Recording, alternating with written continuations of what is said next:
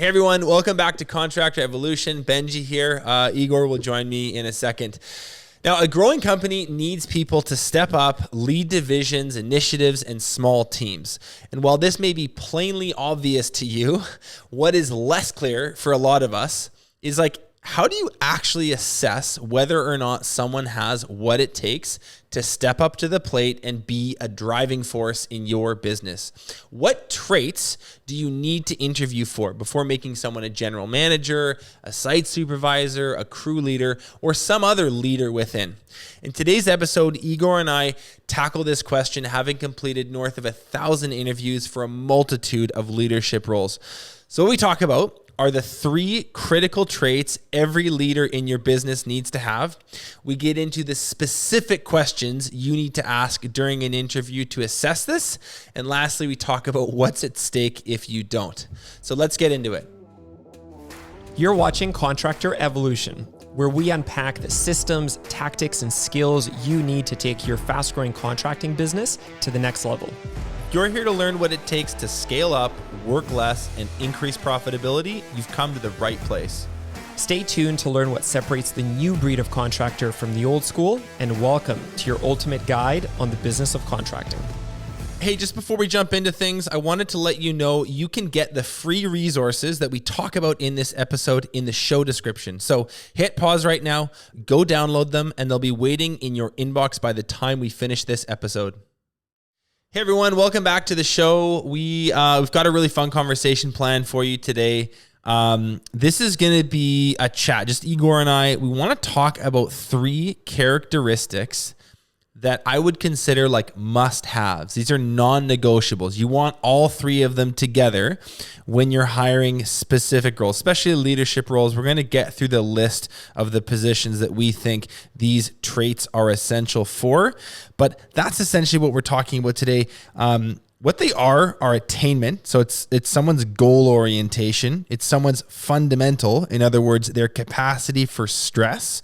And then thirdly, it's their tenacity, which is someone's work ethic. Now, we're not only going to talk about why you need these 3, but we're also going to talk about how you interview for them, which in our experience is absolutely the tricky part. Yeah, and there's a very good reason why we're talking about these 3. I've done a huge number of interviews for these roles that we're about to talk about here, probably in the thousands, 4 figures. So it's a lot of mileage. And what I can tell you is that my first interview for these kind of roles, like with an individual, my first interview with that individual typically encompasses these 3.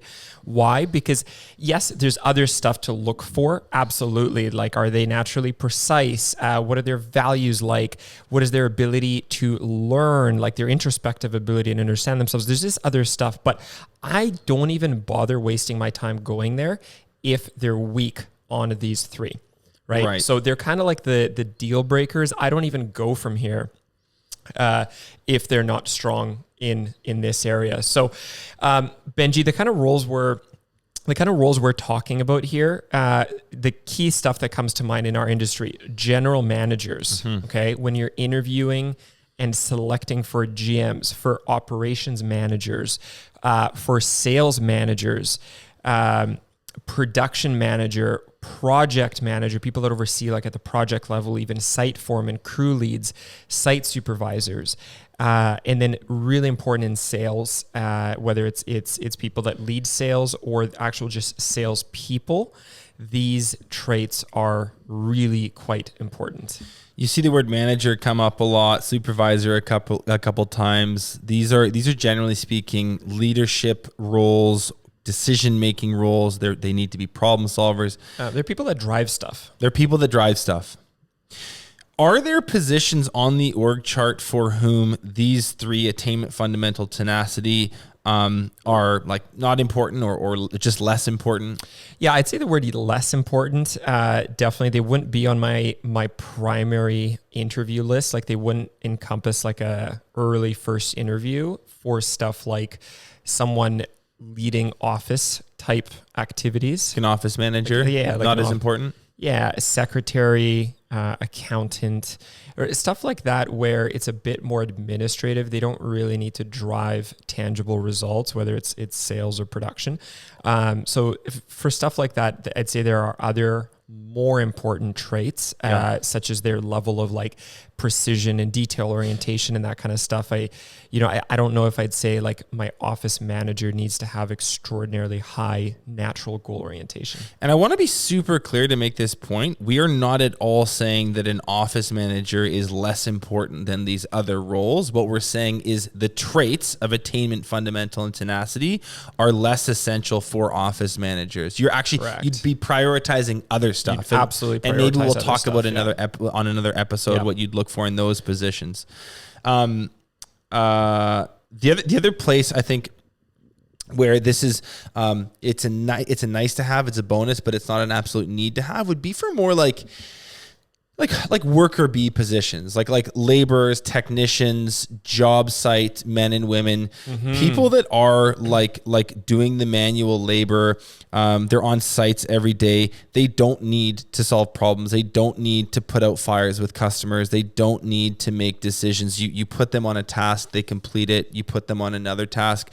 It would be, as I said, it would be a bonus to have these things, but the risk that you run if you're really emphatic, where you're like, I need to have these 3 things for my laborers, it's like the reality is the pool that you have to pick from is going to shrink, right? You might be looking for a unicorn in that instance. And so but I will say this, of the 3, tenacity is definitely something you need some semblance of for your laborers. And when we get to tenacity, we'll explain it and you'll see why.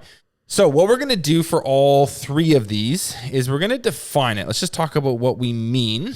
Let's get on the same page there. We'll talk about what does it feel like as a leader when you don't have it, which I think you'll all find really relatable. And then the most important piece is we're going to talk about how you would interview for it. How do you actually assess whether or not someone has the trait that you're looking for? And that's a bit of an art and a science. There are definitely some practical steps we're going to share on how to do that. So stay tuned. Let's start with this attainment one, Igor. The textbook definition, like is what we teach our members, is it is the preference. It's the natural preference to set and hit goals. So what you'll see with people that are high attainment is they're very, very linear thinkers. They tend to like look at a problem or a goal, an objective, and they're naturally wired to just reverse engineer that into a series of steps that they can then begin to execute. So it's about their goal orientation. This isn't anything to do with their work ethic. It's more to do with how they approach stuff. It's like, do they have the ability to just create a starting point, a middle point, and an end point, and then begin to execute that? You'll see it a lot. You'll see it a lot with athletes. You'll see it a lot with people that worked in the military. Occasionally people that have like a very strong like academic background. What they're good at doing is setting a goal and working backwards to make it happen. Without attainment, okay, what it can feel like is it's very difficult to motivate people. It's very, very, someone with low attainment or no attainment, it's like we said this before, you're pushing a wet noodle. You're like, hey, can you do this? You have to remind them to do stuff. They don't really seem excited by a goal. You could kind of say, simply speaking, like type A personalities, very high attainment, type B personalities, not so high attainment. Yeah. You'll tend to feel it like when you're setting goals, like if you've got a culture of which in a perfect world you would, of accountability, goal-driven type of work, like on a weekly, monthly basis for at least for the key drivers in your organization. And you'll set goals with someone on a given week, like on a Monday, and you'll break down like, here's the primary goal that you have for the week. You're going to do a whole bunch of stuff, but fundamentally this is the big overarching thing that needs to get done this week. Right. And you'll build a bit of a plan with them and you'll say, okay, so to achieve this goal, here are the steps. Let's walk through this. You got to do this, then you got to do that. Then this needs to happen. And then you'll circle back the following Monday and you'll check in. You'll say, all right, how did things go against that goal? Your primary number one focus, was it a hit or a miss, and why? And it'll be a miss, and there'll be all sorts of externalized reasons. Well, it was because of that, and then this happened, and then this couldn't get figured out, and it wasn't, necessarily my fault because of X, Y, and Z, and so on and so forth, which is fine. And then you'll set the following week goal. You'll take some learning, you'll set another week, and then the same thing will happen the following Monday, and the Monday after that, and the Monday after that. And you'll see this pattern of results of like, they don't bite into a goal and do whatever it takes to figure out that linear path to accomplish it and make it happen. Mm-hmm. Mm-hmm. It reminds me of, I had a salesperson working for me once, and they scored pretty low on attainment. And I did the thing that we've talked about to never to do, which is like, I kind of like filled it in for them. I was like, I really like this person. They're charismatic, they're upbeat, good, strong vocabulary.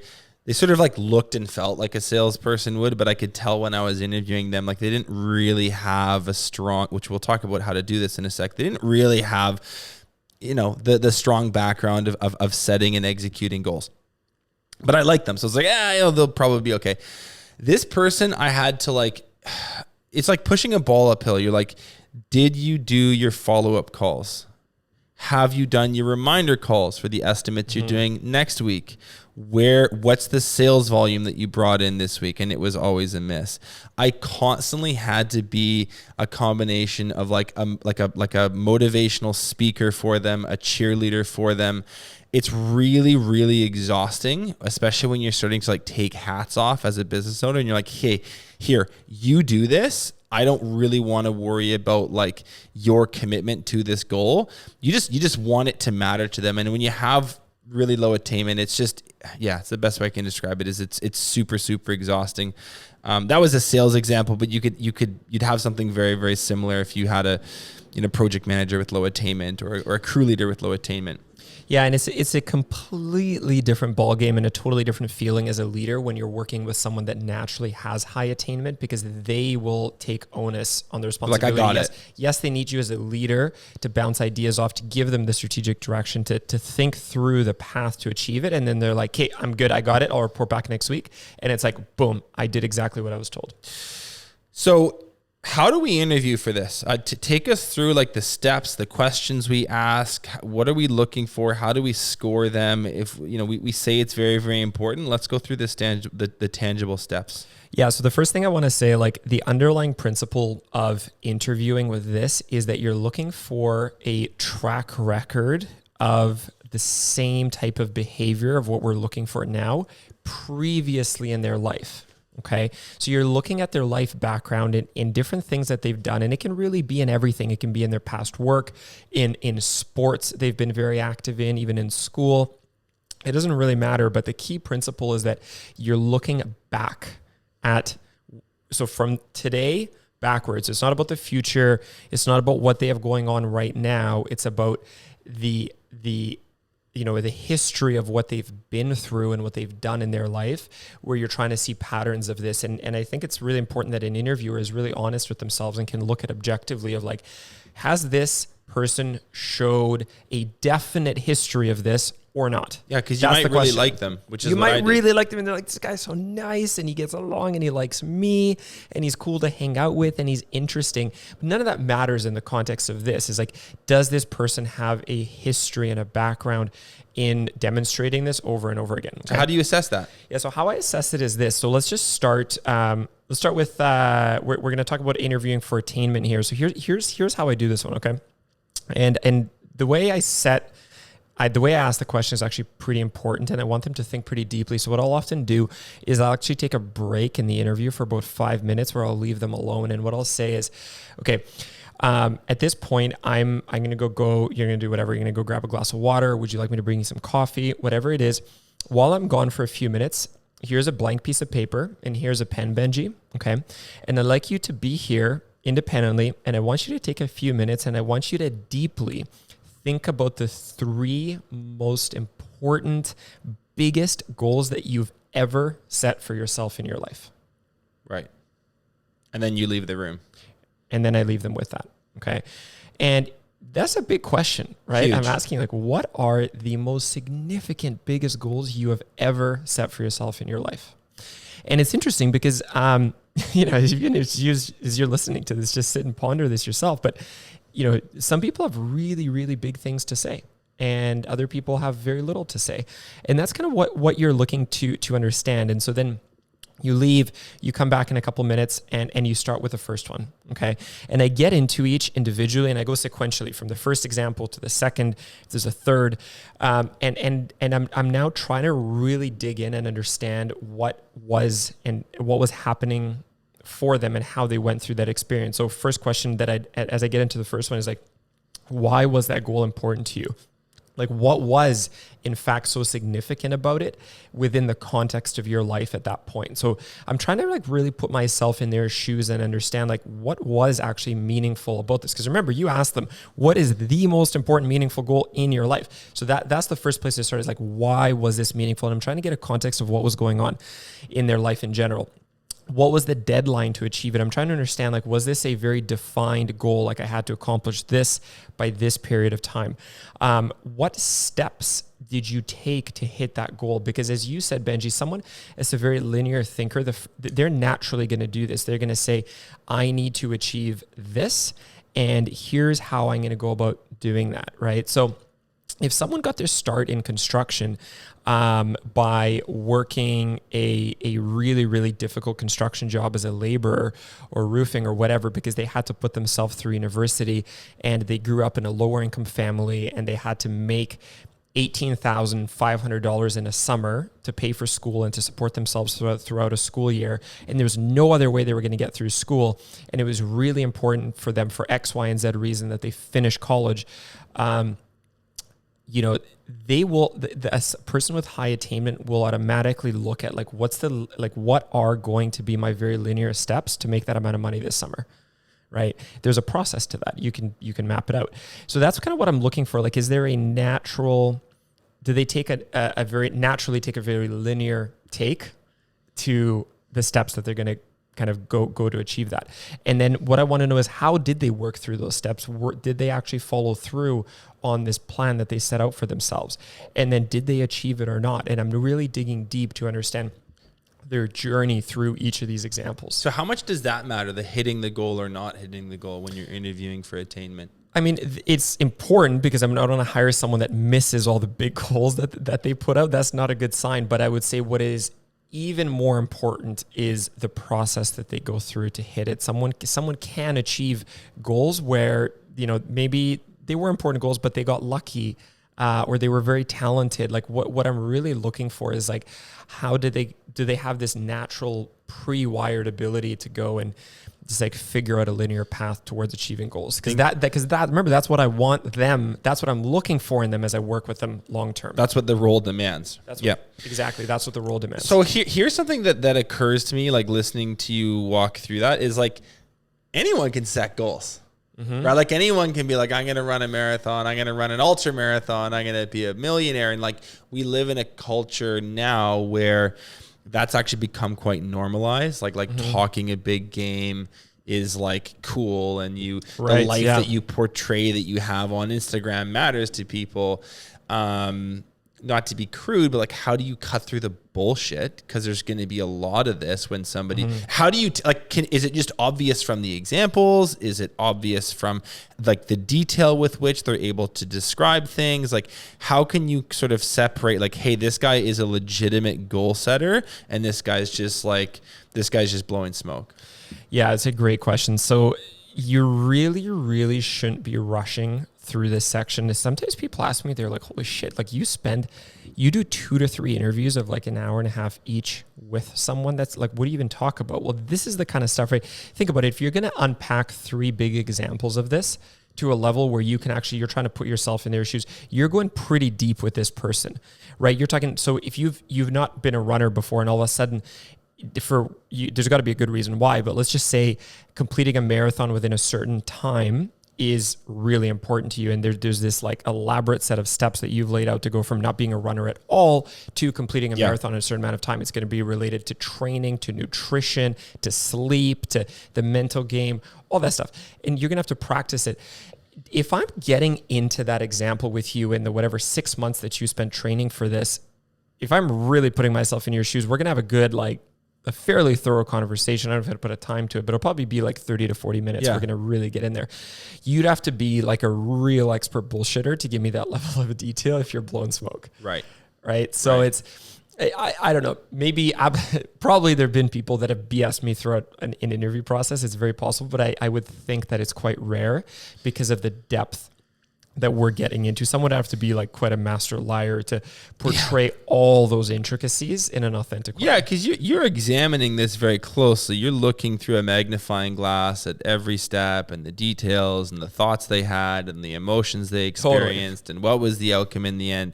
You're right. If you had 3 examples at, let's say, 30 minutes each, that's like 90 minutes of full-blown fabrication that someone's doing. And I tend to think there's not that many people that are that good at that. So when people do say, I'll just say this because we hear it a lot, well, it's so easy to BS your way through an interview. It's easy to BS like through your interview or the one that you've done in the past. Like what we're talking about here is not at all, you can't fake it. That was perfect. Anything else on the attainment piece before we move on? No, I want to come back to what I said earlier. Like when you really examine this, you have to be objective and say like, is it there or is it not? Right. I've absolutely sat down with people where I give them the 5 minutes or whatever it is with a blank piece of paper and a pen. And I say, what were your biggest, most important goals you've ever set for yourself in your life? And there just isn't 3 big, powerful goals that they can think of, or they're weak. Right. They're very weak, and that's fine. Like there's no, you don't judge it. It just is what it is. Totally. And if they're weak, they're weak. You can like the person. Then this is why I do this for those roles that we mentioned, where this is an important factor. If I'm hiring a general manager or an operations manager, they got to drive operations with goals I'm going to be putting on them week in, week out. They have to have a track record of doing this. Otherwise, I'm completely making a dice roll that all of a sudden they're going to become more goal-oriented. And I think that's kind of ludicrous. That's not how you win in business. So you have to be able to look at someone's pattern of past behavior in order to predict the future. That's really the only thing you can look at. And yes, people change. I've gotten that question too. Like, can they change? Well, I would say, generally speaking, you need to bet on the fact that they won't. Yeah. They can, but it's with difficulty. Yeah, it's not going to happen work, consistently. Yeah, exactly. Yeah. So anyway, the closing point there is like you have to be objective. If it isn't there, it isn't there. And as I said, that's why I do this in the first interview, because if these ingredients aren't there to a decent level, we don't even continue the interview process. Okay. I love it. Let's move on to the second trait, which we call fundamental. Okay. The textbook definition is the ability to stay in pursuit of a goal despite obstacles and challenges. In layman's terms, it's your capacity for stress. What is your stress load like? Can you take, and it's like, I'm not saying, hey, you want someone that's a head case. You want someone that can handle it, not break down in their communication with their team. Be stoic, be calm in the storm, work through it, stay level-headed, stay really cool. I'm a football fan. Think about peak Tom Brady, like doing a 2-minute drive at the end of a game, right? He is not stressed out. He's super, super calm. He's very confident. He stays plugged into his team. Whereas there's other quarterbacks you can think of who totally shut down and actually crack under the pressure. Yeah. So that is that's sort of the definition of what fundamental is. I will just say my experience working with people with a low fundamental or no fundamental is very, very difficult because stuff goes wrong. Like that's the inherent nature of business, not just contracting, but any business is like you are going to have stuff that is unplanned. You're going to have weather events. You're going to have massive change orders. You're going to have, a customer come to you in the middle of the job really upset. You're going to have there's staff quitting. There's just so much stuff. The storm comes. There's so much stuff. And if every single thing that doesn't go exactly how you drew it up on the whiteboard sends you into a tailspin, which is what happens, it's very, very difficult to get anything done.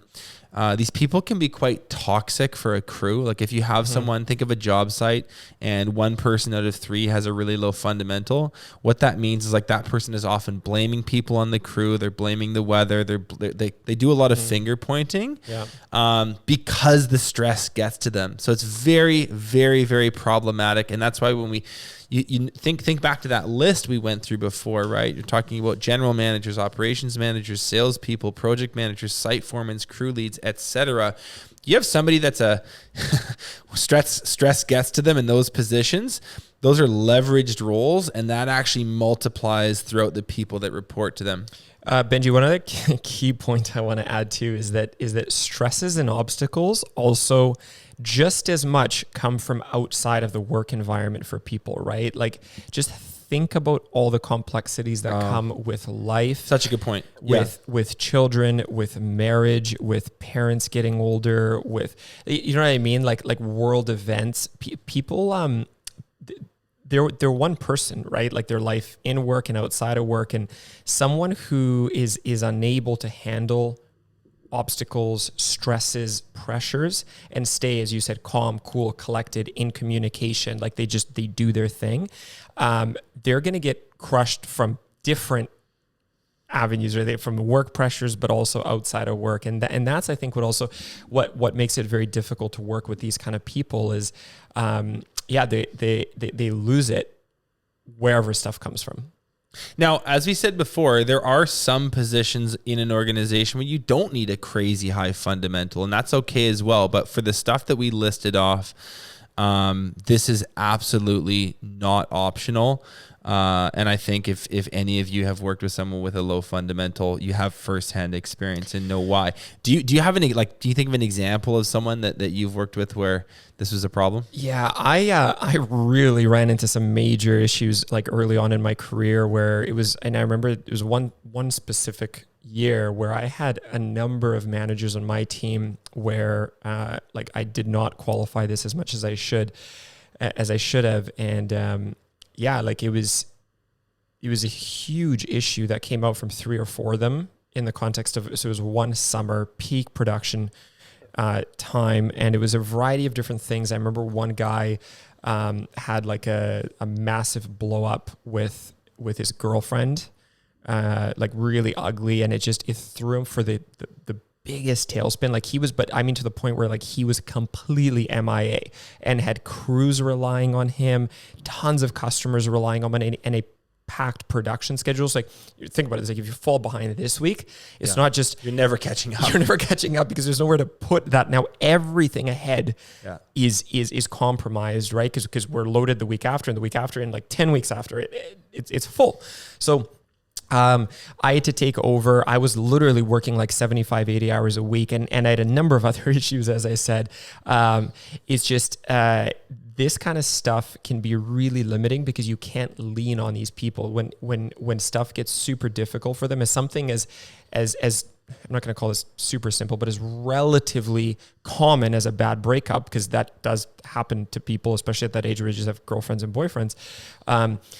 If something like that is really going to derail someone, it is going to echo through the organization. For in this guy's case, he was overseeing, I think, 8 people, 4 crews of 2, plus all the customers that are involved in there, and how that echoes then on me as his supervisor, and the time that it takes away when I need to jump in there from all the other people that report to me that I have a responsibility to lead. So something, if you have got one low fundamental person that can't carry the load in a cool, calm, collected manner, do their job when stuff gets tough, it echoes unbelievably throughout the organization. So this example was a long time ago. You've obviously learned a lot since.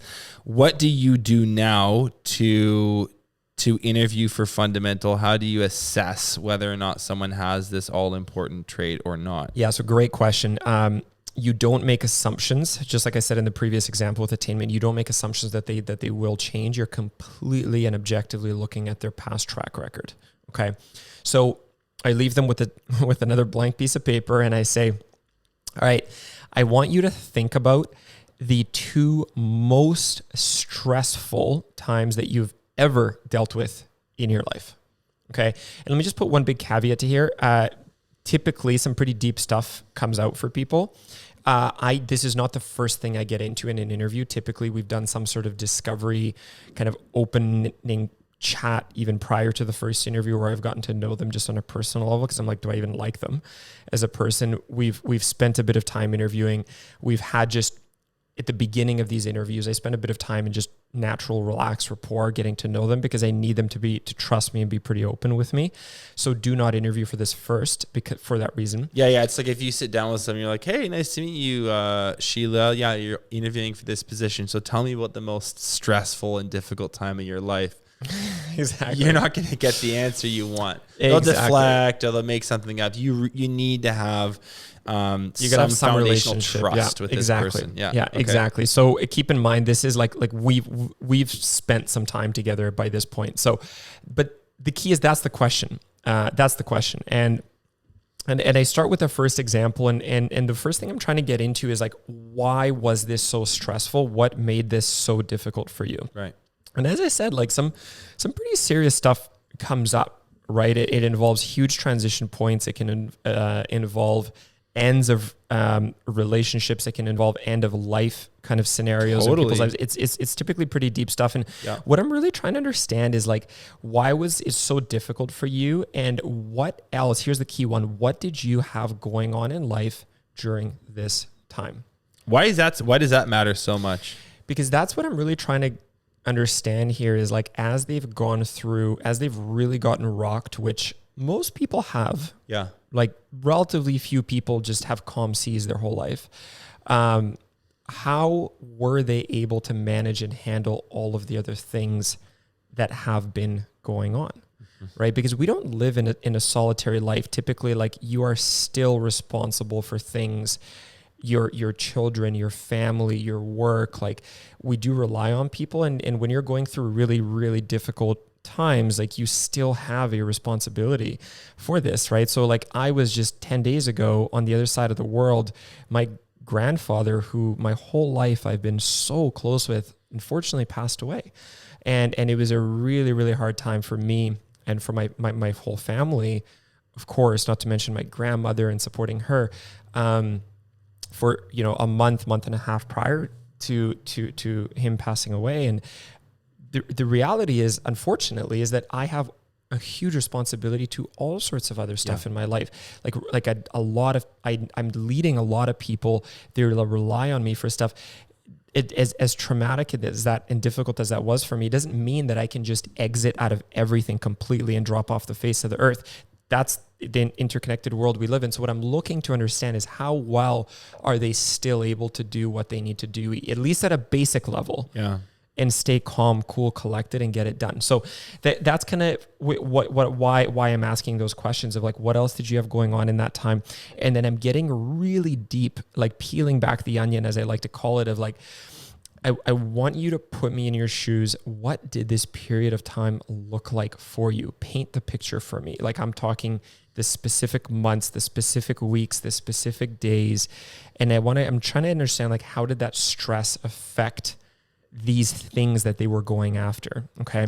And then some of the other questions asked is like, what steps did you take to deal with that stress, to be able to compartmentalize it? What did you do to take care of yourself mentally and your own mental well-being, so that you can still show up and be who you need to be and what you need to be for the people that you were leading, the person that you reported to in your work, for your children, for your husband, whatever it is, right? And then I kind of want to know, by the end of it, how did things turn out? Like, how did you get through it? If someone went through a hugely traumatic life change, like a divorce with children, where they've had to then move cities, I've seen all sorts of stuff.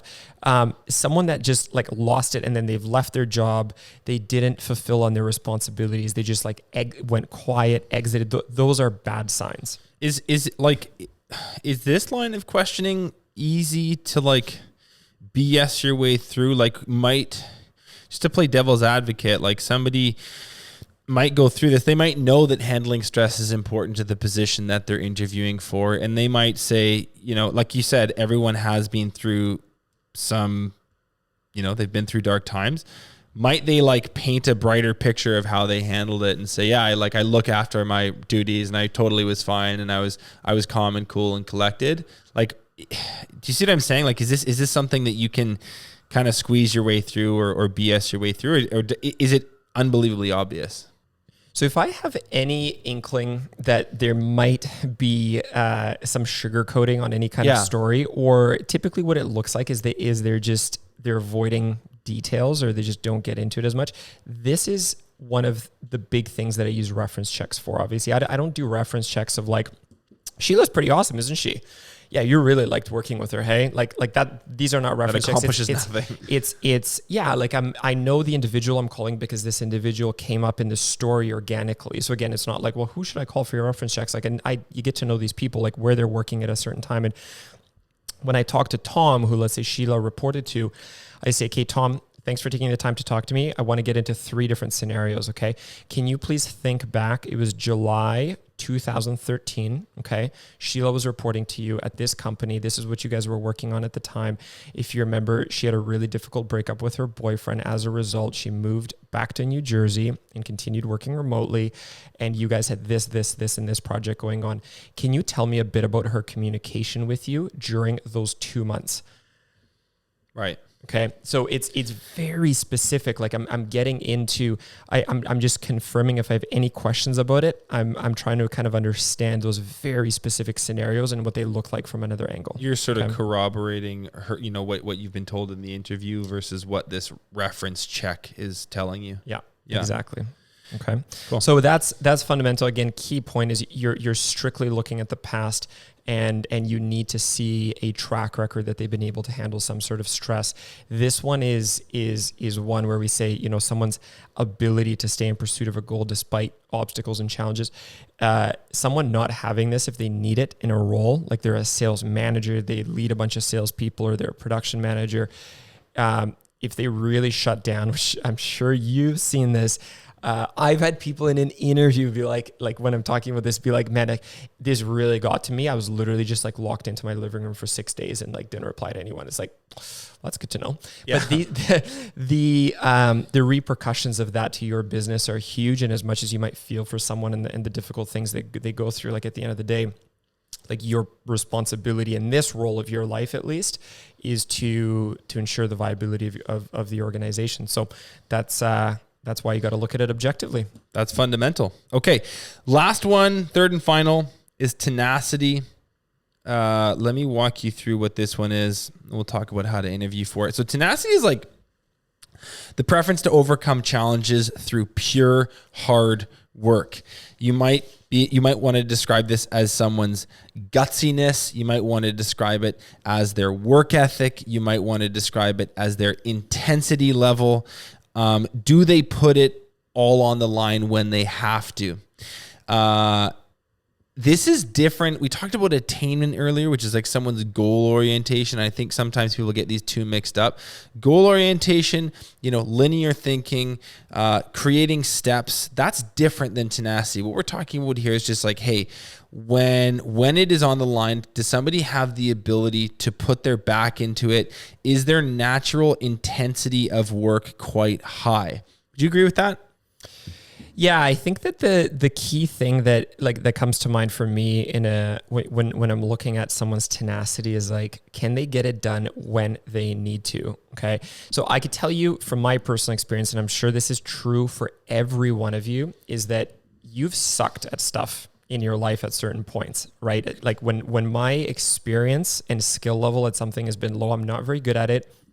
And the thing that I can rely on to get me out of that is a ton of hard work, right? It's this like little superpower that I can pull out of my pocket when I need to. And I don't do it all. You don't do it all the time, right? But when you need to, you can work your butt off just to make things happen. Even when your skill level is super low, your experience is super low, like you don't know what you're doing, but you will outwork anyone around you to make it happen. Yeah. That's kind of what I'm talking about. It doesn't need to be all the time, but when you've just got to get it done, can you get it done? It's like when you, for you listeners, like just think about the people in your business. Like there are definitely people that you could point to where you're like, man, she can hustle. when she needs to, and there'll be someone else who're like, yeah, he's steady, but he's like really he doesn't have another gear. Like that's just kind of how high can you turn it up? Right. Like, yeah, we might be cruising at 2000 RPM regularly, but when we got to go to 8,500 RPM to redline, can you do it for a period of time? Who can do it and who can't? So I'll say this from experience as an entrepreneur, this is one that will really grind your gears if it's not there, because you own your own business. You're carving your own path in life. I can guarantee you, if you listen to this podcast with any regularity, like you have this, okay? You have tenacity. You wouldn't be where you are without it. And when you work next to people or with people, you have people work for you that don't have this, it will make you see red, because there's just an inherent like crunch time that you're aware of, especially in our industries, especially in your industry. Like it's like, hey, there's like, you look up at the scoreboard, there's not a lot of time left on the clock and you're behind. It's like, you know that it's time to get going. And if you're doing that and you're surrounded by people who are still just kind of like doop-de-doop-de-doo, it will drive you insane. I've had not just one person, I've had many people in roles that needed tenacity that didn't have it. And I would just say that when deadlines are approaching, you're deeply frustrated. The other thing is just like, there's an overall casualness about work that kind of like bugs me. Like people that know me, like I'm a pretty intense guy. Like I am looking at the clock a lot of the times. Like I'm always like hurrying people up, and it's, probably a trait I can work on. But like to me, it just drives me insane when people just like doop-de-doop-de-doo. We're just like doing our job and this is nice. It's like, man, get your ass in gear. So that's tenacity. It's work ethic. It's gutsiness. It's intensity. It's their hustle. How do we go about assessing whether or not someone has this, Igor? Yeah. Such a good question. Again, I go back to like, have they done it before or not? And I don't care whether it's in sports and they've hustled it out, whether it's been in school, whether it's been in work or whatever other extracurricular activities. This is one that in our industry, we need to have people have a background in, because we work in projects, in the realm of customer expectations. There's often financial consequences of not getting things done by a certain period of time, significant financial consequences. And you need people that you can rely on to make plays happen when they need to. So questions look something like this. Benji, I want you to think through the number one time in your life where you have had to work the absolute hardest. Right, I'm talking the all-out, most grueling work experience that you have ever been through, where you've had to hustle like never before. What was it? And then go quiet. Don't say a word, and let them think for like a minute or two if they need to. Let them think, and you're just there listening. Okay. And it's a very interesting question, because some people have done really hard shit before and have made it happen, and other people just haven't. Absolutely haven't. And that is A-okay. Right. You need to be objective. Okay. So just one more time, in case you missed that, I want to give it to you again. Benji, I want you to think through the number one time in your life where you have had to work the absolute hardest.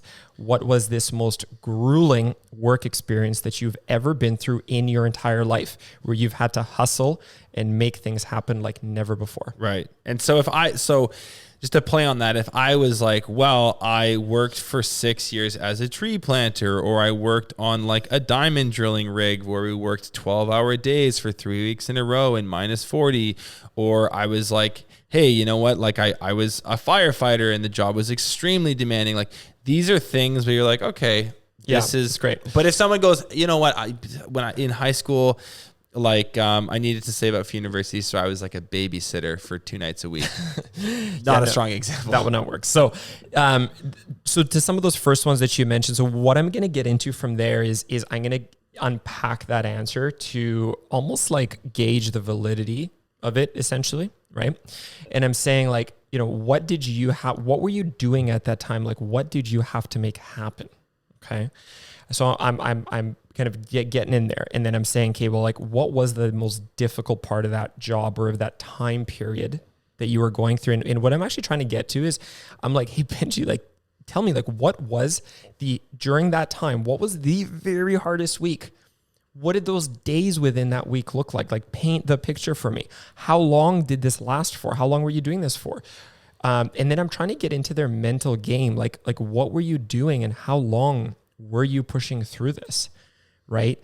Maybe someone was working like 6 days a week, 15-hour days on the rig because they had to get it done because there was something going on in the company and whatever had to be accomplished by a certain period of time. And they were night shifts, then day shifts, and that was messing with them.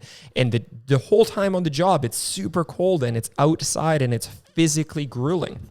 And then I'm asking, here's the thing is like, what kept you going? What kept you pushing through? I'm getting into their mental game, right? Like when you're so freaking tired and the alarm's going off at 5 a.m, what gets you up? And they're like I needed to make money because my kids were heading to school or whatever. Like you gotta figure out like what's their motivation. Yeah, and we should say as well, like you can see tenacity in other arenas besides work. Oh, hugely. You can see it in sport. You can see it in academia. You could see it in volunteer stuff they've done in the past. You could see it in travel experiences that they've had.